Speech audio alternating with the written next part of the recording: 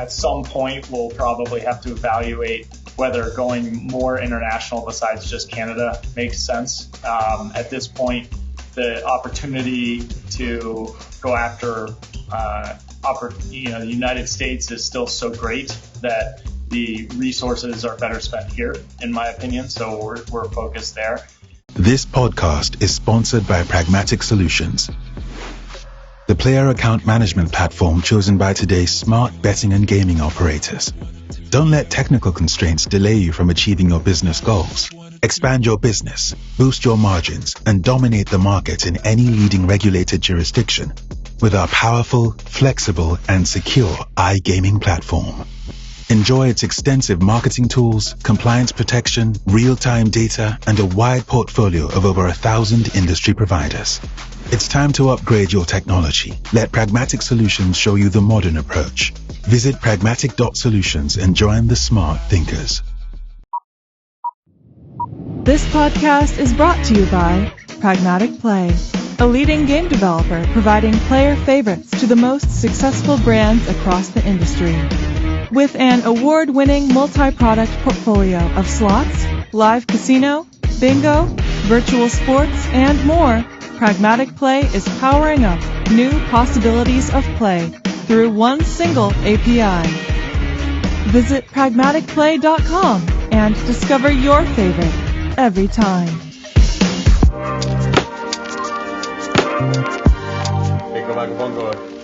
Vested interest is back. Benjie Cherniak is here. Lloyd Danzig is here.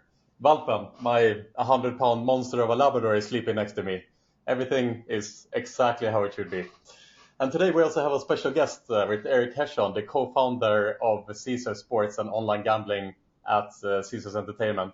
Eric has been with Caesars for 20 years and is currently co-running the digital department of the company for the last 4 years.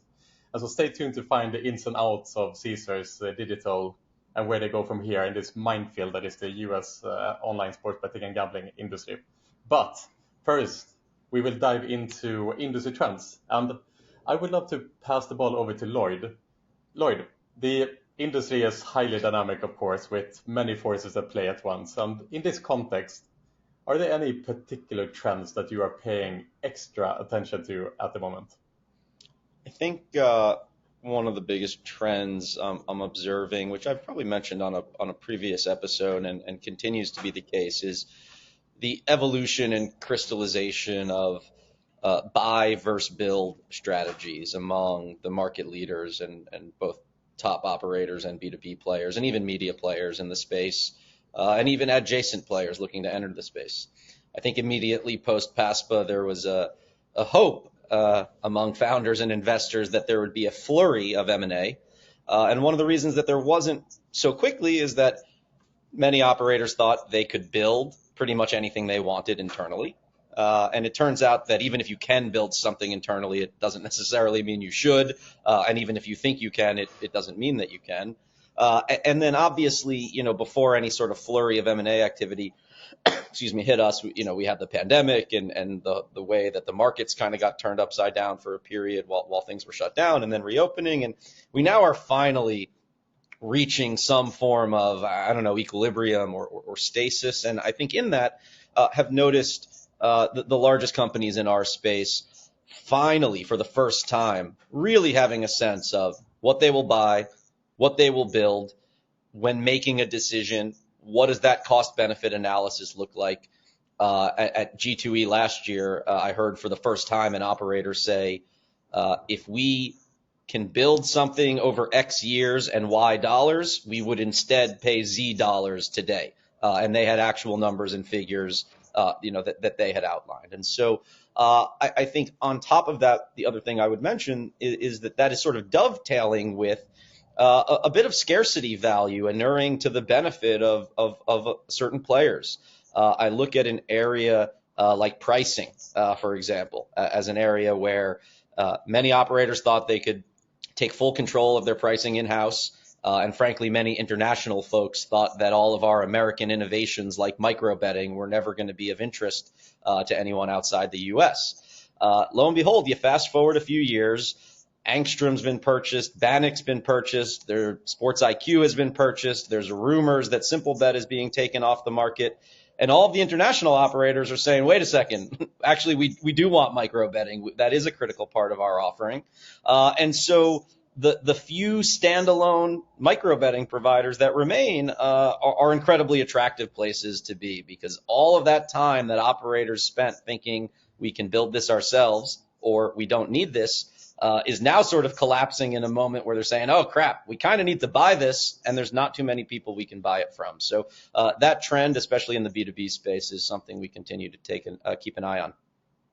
Yeah, I would double down on that. Absolutely. You know, the whole look, we're now 6 years. What are we, 6 years or so into this whole thing in terms of the US markets, and a heck of a lot longer in terms of the international markets. And, you know, the trend within the trend is exactly what Lloyd described, right? We've seen some M&A, and the operators have now crystallized what the build versus buy formula is and have a better sense of what types of products they might look at from an acquisition standpoint. It'll be interesting to get Eric's take on all this a little bit later on in this podcast, but, you know, the pricing, you know, it's clear, like, you know, the Angstrom one with Entain, which dovetails into what MGM does on the pricing side.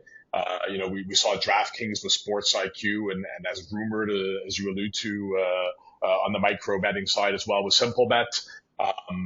We saw Caesars with Zero Flux and companies like Splash, you know, companies like, I'm forgetting the name, the guys out of San Francisco. I'm not sure why. Swish. Yeah, I said Splash. Splash is different company altogether. But, you know, companies like Swish are highly attractive assets as well. And, you know, the question becomes, as an operator, you know, what is your shortcoming, be it pricing or elsewhere?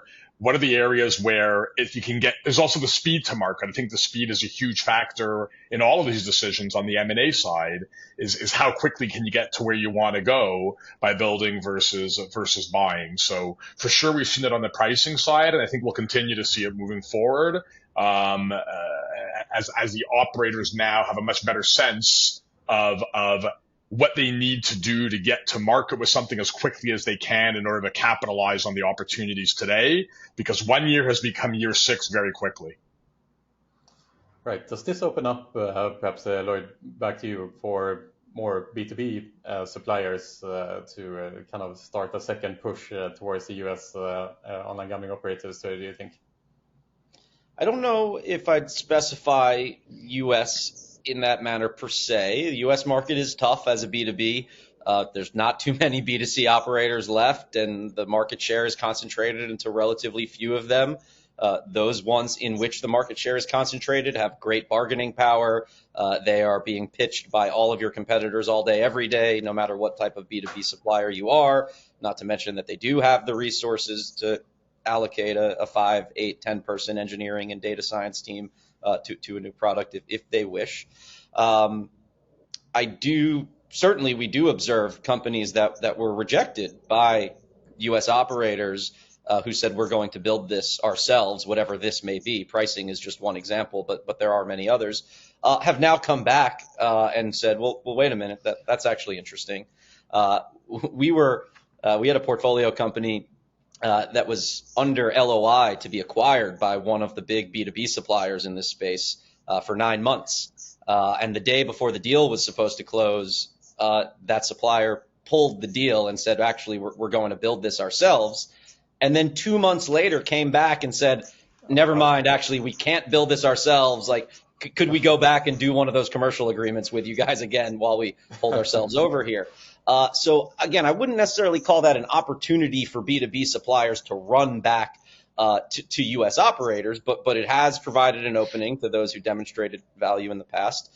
I think the bigger international trend has been many of the international folks realizing that despite the fact that the product landscape in sports betting and online gaming had remained relatively stagnant for many, many years, that doesn't necessarily mean it would always be the case. And I think there was initially a lot of skepticism that, you know, these overeager Americans with all these overzealous product ideas would actually be able to make any impact on a product landscape that, you know, had been just generally stagnant for 10, 15 years. And now we are seeing that while some of the product ideas people have come up with might not have legs, there are others that certainly do. Micro betting, same game parlays, new forms of skill-based gaming, social and streaming features in and around betting. And so I think, to me, the bigger opportunity for many B2B suppliers based in the US or otherwise is offering to international operators the products and features that have now become table stakes in the US, and that certainly will be soon if they aren't already in other international markets.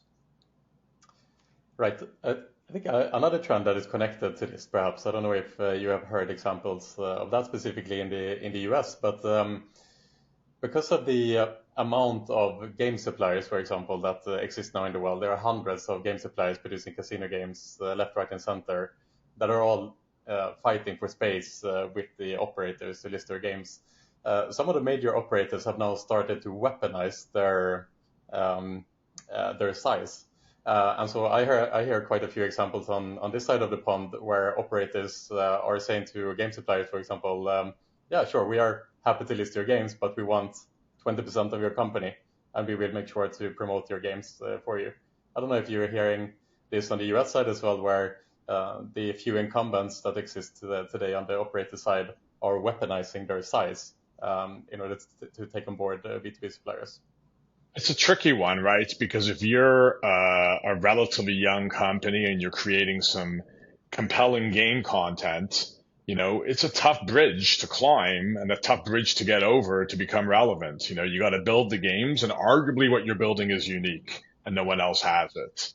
And arguably some of the operators want it, and then just getting it integrated and into the operator's RGS in and of itself doesn't mean a whole lot, because now it sits there behind 7,000 other games that might be higher priority. Plus the operator might have their own proprietary games, which will be of the highest priority because they keep all that revenue.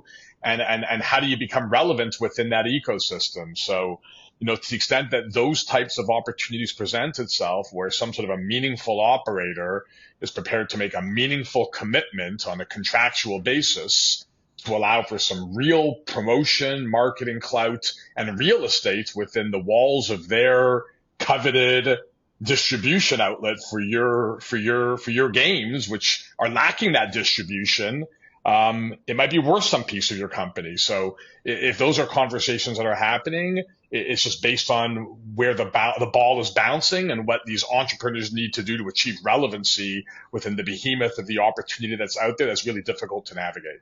Yeah, I was going to say similarly, I don't really view that as weaponizing at all. If the success or failure of a game can be completely determined by where that game is placed on an operator's site, well, that just tells me that the distribution that the operator built is the valuable thing and that the game itself is much less valuable. Supply and demand dictates how many game studios there are and how many operators with tier one distribution there are. So, what you might, again, understandably from the game studio's perspective, call weaponizing, I see as, supply and demand reaching a probably long overdue equilibrium in which people who weren't providing enough value were disproportionately earning for it, leading up to it. You don't find many cases where there are long-term dislocations in the market like that. Value tends to accrue, where value is actually being generated. So that makes sense to me. And to Benjie's point, I think, giving up 20% of your company for exclusive prime placement on a tier one operator as a young fledgling game studio could be a great deal. There's often a saying, and I know Y Combinator loves to teach all their founders that, first-time founders focus on product, but second-time founders focus on distribution. And I think there's some dynamics such as that, playing out here in this hypothetical.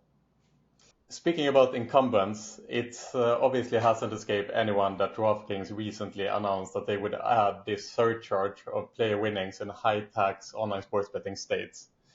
The news came off the back of a fairly lackluster quarterly report where DraftKings adjusted the expected full year 2024 EBITDA downwards, which, by the way, breaking news, this happened now, seems to be litigation happening because of that expected adjustment.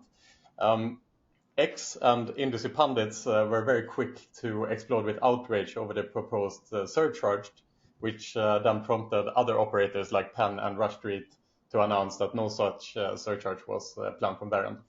And I suppose the dagger in the heart came when Peter Jackson and Flutter commented that neither they were planning on implementing the surcharge.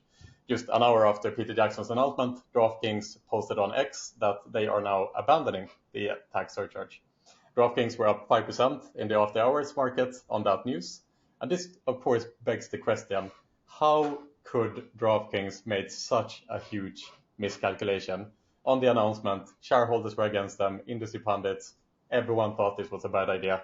And off the back of that as well, it begs also the question, how price sensitive are actually the US customers? So, Benjie, starting on you, what did you make of this saga? Look, there's a lot of themes within the themes and questions within the question. We can go in a bunch of different directions here, but I'll start with what you said there, Pierre. You said, how could DraftKings come to this, make such a bad decision?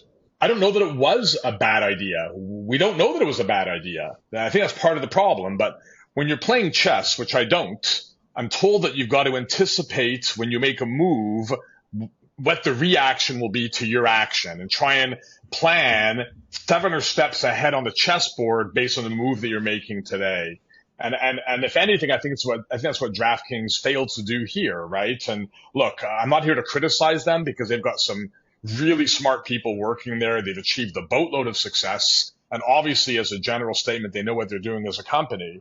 But when you come out with this, this surcharge, you have to anticipate that there's going to be some negative PR, which there was. That couldn't have come as a surprise to anybody. So I think that when you're DraftKings and you're mapping out on the whiteboard, what are a bunch of ideas and things that we can do to generate more revenue? Well, one is the surcharge. Before you actually announce it, that we're going to initiate it, you should be anticipating, all right, well, what will our play be? How will this play out if others follow suit, if others don't follow suit? You have to anticipate what might happen and what the opportunities are, right? So I actually would have much preferred to see DraftKings stand their ground on this and say they can do what they want. This is what we're doing.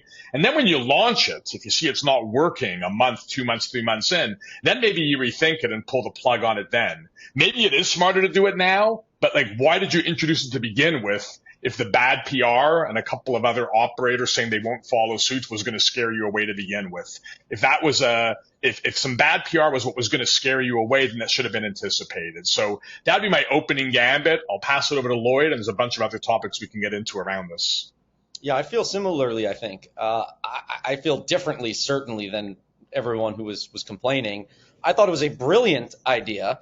And I think the biggest mistake was retracting as they have now without at least having tested it in market, given that, as Benjie said, they should have been able to anticipate this type of blowback. And by the way, I think the blowback is primarily from shareholders, pundits, and journalists, not from customers. And even if it were from customers, gamblers and consumers in general are notoriously bad at reporting their own motivations and what actually guides their own purchasing decisions. I think that the U.S. customer, the recreational customer, is especially not price sensitive. I think that the entertainment-seeking sports bettor is not saying to themselves, should I bet $25 on DraftKings or should I bet $25 on FanDuel tonight? They are saying, should I spend $25 on entertainment at DraftKings or should I spend $25 on entertainment at Topgolf tonight? And when making those comparisons, the answers or the features to be considered in a purchasing decision are not, will I win an extra $1 or $2 or lose an extra $1 or $2 on DraftKings? I think primary considerations when people are making a purchasing decision for entertainment purposes are things like which option offers the most convenience? How will I feel during and after this experience? Will this experience create memorable moments for me? Which area of expenditure is more likely to produce the desired results? These are all things that people actually factor into a purchasing decision, more so than aspects of the cost that I think are quite imperceptible. If I buy a box of popcorn for $1, it is very obvious to me how much that costs. It costs the $1 that comes out of my pocket. But the cost of placing a $1 bet is much less straightforward. the cost from an academic perspective is the bet's expected value. But that's also interesting because the expected value is never actually the value you expect. It's just the average over a large number of trials. And so I think the fact that the cost of a bet is already somewhat hidden to customers, combined with the fact that your core users, the users DraftKings cares about most, are primarily recreational and entertainment seeking, are seeking to make a 100% or 1,000% or 5,000% ROI on their money, makes it unlikely that, in the face of convenience and brand affinity and the sportsbook where I already have my money deposited, I do not think the majority of customers that are in DraftKings target user base would have been dissuaded much. I think they would have largely absorbed the surcharge. And while I appreciate that most likely what happened was they got a little freaked out that in the period when this product was initially rolled out, that during that test phase, perhaps some of their whales would leave for FanDuel, never to return again. And if you're in second place to FanDuel, perhaps that's a hard move to make, which I appreciate. But the way I see it, this was the market's, or this was DraftKings' one opportunity to establish a precedent that would have resulted in superior unit economics for them. And I sense that customers would have absorbed the surcharge, and 2 or 3 months from now, Peter Jackson would have said, actually, we are going to add that surcharge. But now, because they kind of walked that back, which I think was especially a mistake if they had already done the product development, if they were ready to roll this out tomorrow, to me, it's like, to Benjie's point, what is the incremental harm between actually rolling the product out for 2 weeks beyond the initial blowback, other than maybe a few high rollers that I suppose could churn to FanDuel in that short period. But that was my take. I agree with Benjie 100%. It is perplexing to have seemed to have changed course based purely on a PR blowback that was very much foreseeable. I not only don't think it was a bad idea, I think it was a brilliant idea. No one thinks American sports bettors are less price sensitive than I do. And I think this was a really unique opportunity for DraftKings to prove that out and route to superior economics for them and FanDuel. But now instead, perhaps, both of them, despite being competitors, will suffer, if you will, from the foregone surcharge revenue that I think they could have generated without much of a hit to overall customer satisfaction or churn. Before you jump in, Pierre, I've got 2 comments there. I don't necessarily agree with you, Lloyd, that it was a brilliant idea. Of course, we'll never know, which is the unfortunate part. We saw analysis from companies like HoldCrunch, which showed that the number of customers that they might lose would surpass the revenue generation of the money they'd be making from the customers that stayed. I do think that the customers are a bit more price sensitive than you think that they are, but that's a whole separate conversation, right? Was it a good idea? Was it a bad idea? We'll never know. I don't think it was a very good idea, but it's almost secondary to the point. Once you announced it, go through with it, right? So that's number one. Number two, operators are looking at ways where they can make more money. They're looking for additional revenue streams, whether it's product, whether it's reconfiguring within, I think that DraftKings finds a way to quote unquote make those few $100 million via another route. And I think all of the other operators are thinking of the same thing, right? They look around and they look at real money gaming as a continuum and they say, okay, well, with sports betting, here's our margins. Yet if you look at Prize Picks and Underdog on the daily pick side and Better and Dabble, their margins are significantly higher, and they don't seem to suffer from a revenue perspective and from a customer acquisition perspective, which leads them to believe that maybe on the sportsbook side, there's less price sensitivity than we think, right? So I think that they're going to try and find other ways to do it. This would have been the most transparent way. We're actually putting a surcharge but they could instead just increase the margin, right? Or decrease the margin and allow themselves to make more dollars on each bet that is being placed by adjusting the margin in some capacity. So there's other ways for these companies to skin the cat.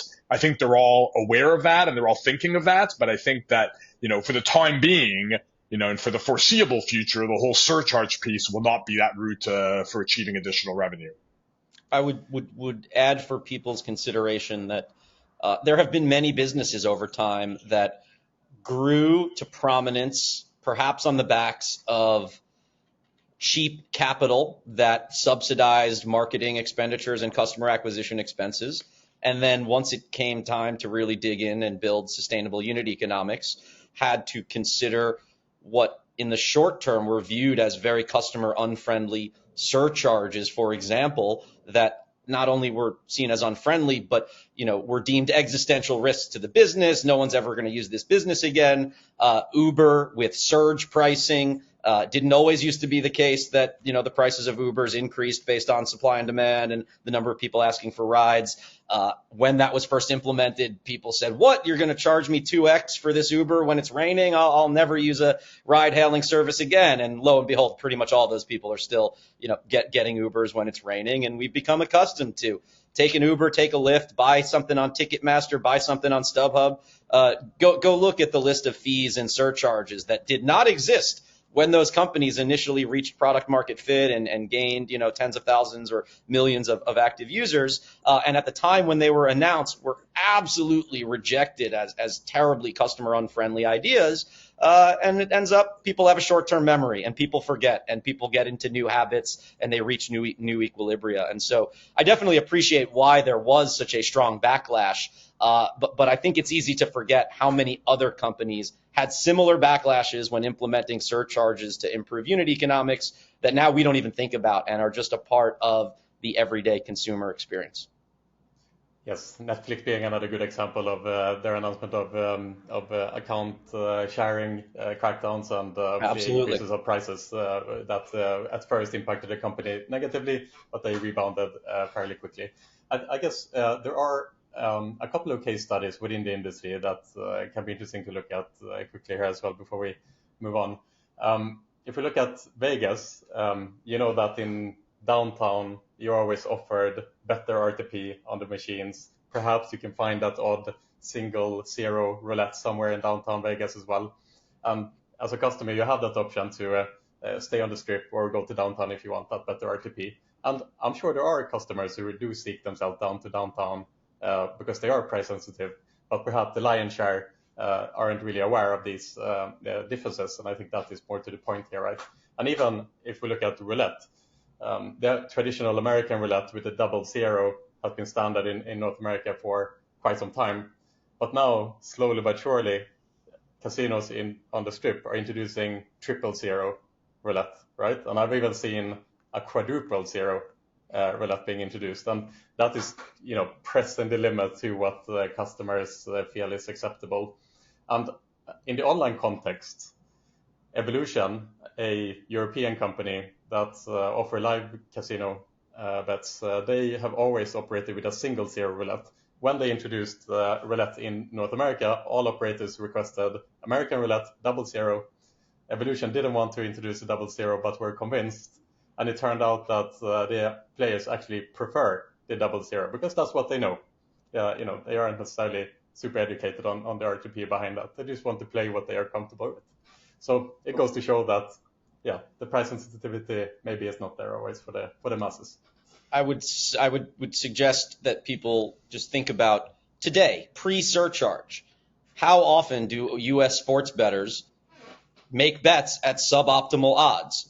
All day, every day, all the time. There are customers placing bets at minus 112 at DraftKings that they could place at minus 110 or minus 111 on FanDuel.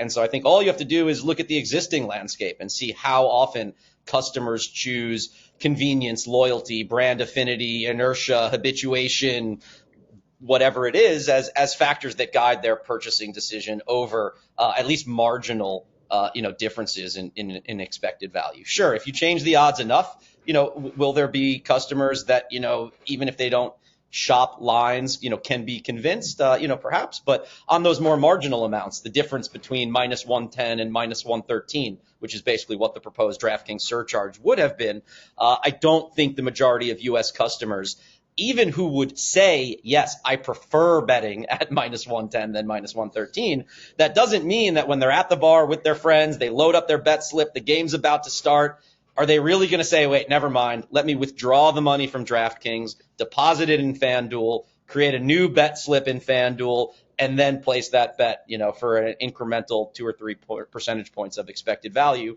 People are abstaining and foregoing doing that, quite regularly these days. And while the surcharge might feel a little more extreme, and to some customers certainly it would be, I think to others it would be, like adding a zero in roulette, but maintaining the branding and familiarity that is what they really are shopping for.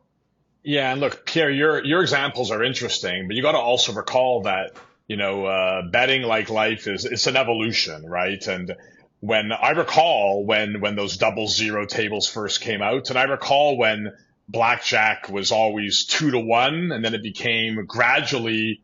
We saw a 6-5 table introduced for the first time, who knows how many years ago in Las Vegas. And it was one property with a few tables, and, the general populace would avoid those tables. But eventually the other casino and hotel owners and casino operators began replicating it. And eventually you got to a point where half of Vegas was littered with this. And again, people would try and avoid them. But as it continued to grow and expand, eventually there was an acceptance, right? It didn't happen overnight.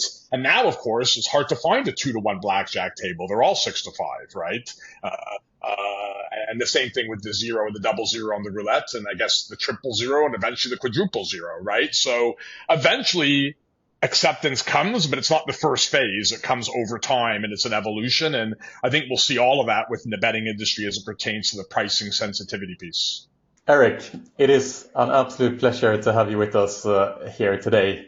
I took note, Eric, that you've been with Caesars for a full blackjack, 21 years and running, starting, of course, on the land-based side in the early 2000s, making a successful career from a financial analyst all the way up to CFO before taking over Caesars digital department as co-president in 2020. And so as a starting point here today, can you talk about your own professional journey as well as Caesar's journey to date since you joined the company? Yeah, happy to, and it's a pleasure to be with everybody today. You're absolutely right. It's been quite a run here at Caesars. I actually joined when the company was called Harrah's, and joined originally. My wife went to UNLV, and so we met, and we were looking at places to live, and she recommended Vegas.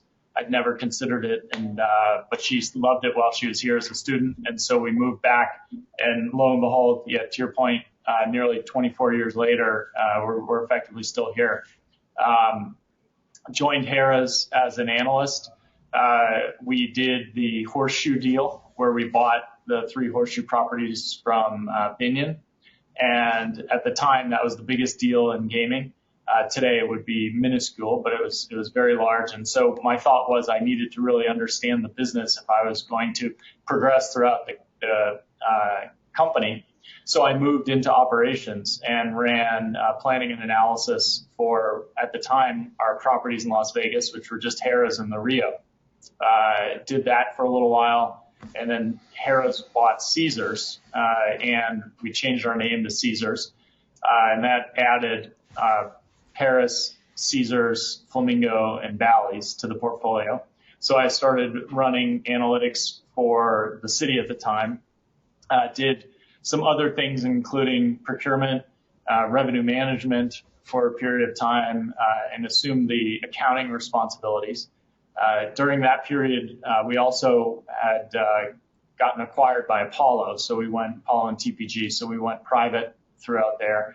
I then left the operations side of the business and moved back to corporate, where I started up our investor relations group and took over the treasury function and did a lot of the capital markets type work during that period of time. If you recall back then, the industry was in dire straits. Customers just weren't coming to Las Vegas. There's a huge recession going on, and our EBITDA fell around $800 million, which when we just completed a leveraged buyout was not sustainable. Ultimately, I got the chance to be the CFO of the company. 14 days after I got the job, we filed bankruptcy. So it was an interesting start. Obviously, I knew that was happening and went in with my eyes wide open. It was a pretty contentious restructuring, and it lasted much longer than everybody had thought. And it was about 3 years in length before we emerged from the restructuring. We operated independently for about 2 years, and then we ended up doing effectively a merger where we were 49% and Eldorado was 51% of the business. So Eldorado effectively took over the company and changed their name to Caesar. So it was the second time, companies had changed their name. During that period of time, I got to know the team at Eldorado quite well. I liked working with them, and this was before DraftKings had gone public. So there really wasn't a good mark out there in terms of the value of online sports betting and internet companies. But we all sensed that it was a big opportunity, and it was an area where Caesars, given the brand and the portfolio and the number of properties that we had, we felt could be competitive. And so during the closing process, which took about a year, we put some plans together to do the online business, and I stayed on with the company to help run that for them. The first thing we had to do was to buy the technology and get out of the joint venture that we had with William Hill, and the only way to do that was to buy the entire company and then spin off the non-U.S. piece, so effectively keeping the U.S. piece in the tech. And then for the last kind of 3.5 to 4 years, we've been building out our tech platform and trying to compete with everybody in the industry. So that's a brief background of the kind of almost 24 years that we've been going on. But I have to say that throughout the period, I would say every 4 to 5 years, the company has changed pretty dramatically, which has kept it very interesting. And I've been able to do a lot of different things throughout that time, despite working for essentially the same company the whole period. Wow. 24 years in 4 minutes. That's a case on how to do that, Eric. I guess one of my questions, just in hearing all that, is you kind of grew up in this industry in more of the retail side, and now you're playing quarterback on the digital side. What are the biggest challenges as it pertains to the digital business that maybe are some things that you weren't able, that would have been difficult to predict are the challenges you're facing today? And, what are some of the things that you picked up along the way on the retail side that are translatable and helping you in the position you're in now? Yeah, it's a great question. The areas that are similar, there are a lot. The math is very similar. Casino math is casino math. The marketing is very similar in the sense that you try to drive customers to your product, and you want to get as large a sample size as possible so that the variance associated with the wins and losses is minimized. Controlling costs, is a similar dynamic between the two. And then in our case, really trying to highlight the value of the Caesars Rewards program so we can differentiate ourselves from a lot of the other competitors is an area where there's clearly some overlaps. It essentially stops there, though. The type of employee that we have is very different. I would say almost half of our employees are tech developers and programmers. They are working remote, which is very different from working in the casino where, because it's a service enterprise, everybody works at the casino. And so from a leader perspective, having the ability to motivate those different groups is very different. You can't just call everybody into a meeting.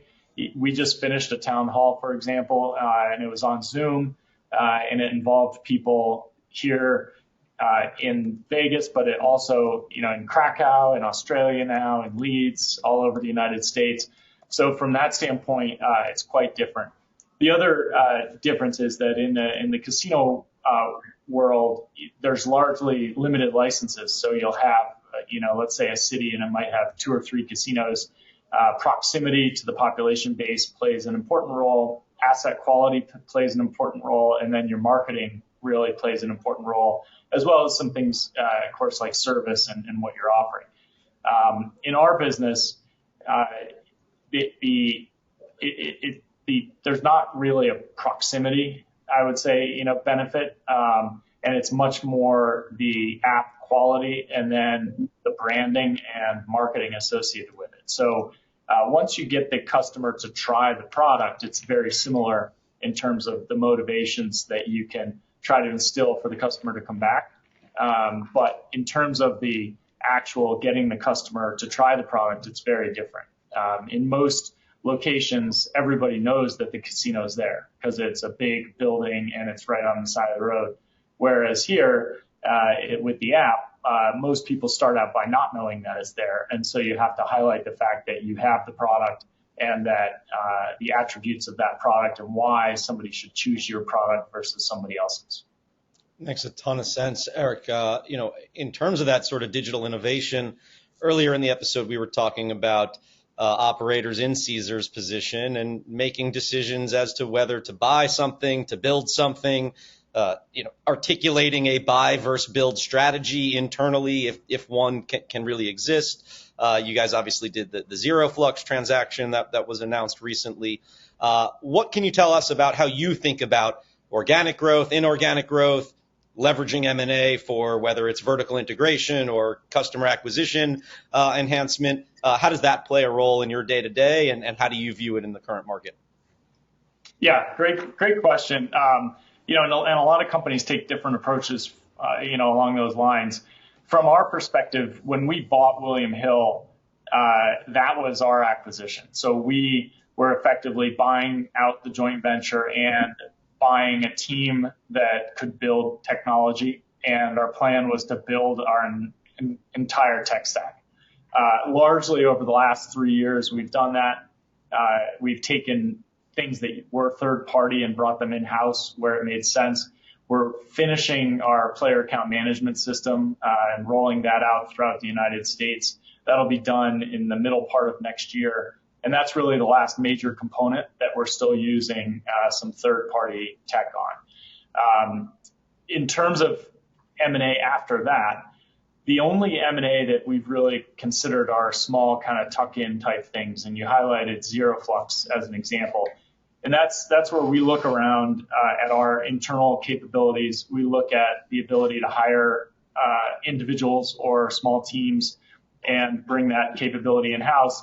And if it doesn't make sense to do that from a difficulty standpoint or just from a speed to get to market quickly, we'll then consider an acquisition. And so in the case of Zero Flux, we've been using their technology. We really felt like it was slick and was impacting our results fairly dramatically kind of out of the gate when we first integrated with them. And so as a result, we felt like it was a acquisition that made a huge amount of sense with very low risk.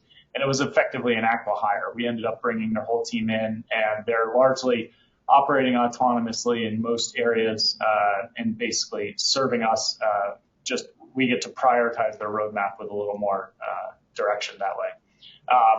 In terms of other acquisitions and so forth that we're looking at, I would be surprised if we really did much at this point. I think from our perspective, when we look at our portfolio, we're in very good shape. We've explored some small areas like a slot studio, for example, where we can build some in-house games, and just haven't come across something that made sense like the Zero Flux acquisition. So I'd be surprised if we did anything that was material, and we may consider doing some small tuck-ins if it makes sense in the future. Hey, Eric, sticking with the M&A theme, you look at the William Hill transaction, which was a beast of a transaction, right? So you have experience with in-housing and onboarding and integrating large entities within your structure and smaller as well. How do you think about M&A from that perspective?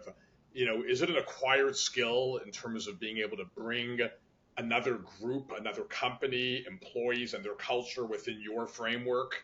How do you think of kind of the human resource aspect of that and just making integrations of companies within your infrastructure as smooth as can be? one of the things that you'll hear Tom talk about is that he believes that one of the corporate strengths that we have is the ability to do acquisitions and to do integrations, and not only just merge two companies together and strip out costs. One of the things that Eldorado has done really well is to merge companies and identify best practices and deploy those across the entire portfolio. And so if you look at the tremendous growth that they've had over, say, the last 10 years, you can really see the fact that you've got aspects of each of the businesses that they've acquired that have permeated throughout their enterprise. And I think they take pride in that, and they get much better results from doing that. And so when I joined, that was one of the things that was clearly evident. And when we bought William Hill, we made sure that we retained some of the top talent that we identified. And a lot of those people are still with us, and they're in leadership positions. And they've really helped us from the integration of the enterprises. So I do think that it's a corporate skill. I think it's one of the things that Eldorado did really well, and our combined companies now, Caesars, do really well. And so I wouldn't be surprised if down the road additional acquisitions were made on the brick and mortar side. I don't see any at this point on the digital side, but again, like we talked about earlier, you never say never, but I think we have everything we need at this point, at least, to pursue the opportunities in North America. Eric, one question, different angle completely, something that has been quite topical and we were talking about earlier here. Any thoughts on the DraftKings surcharge that almost was and then never was? Any plans to do anything similarly creative with your pricing structure at Caesars? And really just any high-level thoughts I think we would all appreciate. Yeah, it was certainly interesting, I would say, when they rolled it out on the conference call. Certainly, I think no one had any forewarning on that. And then I think FanDuel's response is interesting too, how they basically indicated they weren't even considering it, and then DraftKings, of course, rolled it back. When we look at our business, and you look at the states that report reinvestment levels, we're already reinvesting at levels that are well below our peer set. And I think that's why you see us be able to have a fairly high conversion between net revenue down to EBITDA and generate positive EBITDA at the revenue levels that we're currently operating. From our perspective, I don't see a big change going forward. We already target investment levels, like I said, that are lower than the peer set and that are state specific. And so to the extent that others reduce their promotional expense, that would be necessarily a positive thing for us. I'm not sure if it'll be a big needle mover in terms of us, feeling this big tailwind. But to the extent that others reduce their investment levels, that's a positive. We haven't really considered doing any other creative ways to assess fees or anything like that. And I don't see that happening in the near term. Hey, Eric, more on a big picture basis, what do you see as the greatest growth opportunity for your organization going forward? And, we're kind of 5 or even 6 years into this now. As we look at the next 5 or 6 year period, what are the biggest growth opportunities, do you think? And what does success look like for you if you kind of take where we are today and where you want to be over the next half decade? Yeah, it's a good time to bring that up. About 2 years ago, Tom laid out on our conference call a goal that we had set to hit $500 million worth of EBITDA from our business. At the time, no one was generating positive EBITDA, and we ourselves were significantly negative.